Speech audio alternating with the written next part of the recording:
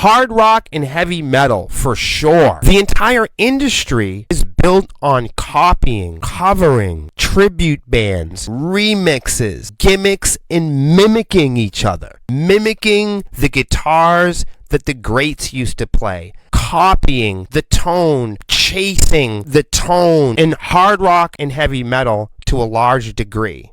You're not successful if you do something daring, risky, or original. In modern hard rock and metal, you've made it when you sound like everybody else. When you own the amplifier that your heroes used to play. That's hard rock and heavy metal. That's the industry to a large degree. Being able to recreate and copy what the legends do, what the greats do. The only way to be validated is if you have the same kind of guitars. It's largely everybody dressing the same. You know, if you take any risks or you do anything differently, a lot of the times you're punched down on in hard rock and heavy metal. It's not as daring or risky as it was once promoted. Hard rock and heavy metal is more conservative than anyone would like to believe. It's much more about everybody being uniform, not going too far outside the lines, not taking too many risks. Even the most risky of images and symbolism isn't really risky in hard rock and heavy metal. Like the Holy Cross. A lot of the imagery and the fashion in hard rock and heavy metal,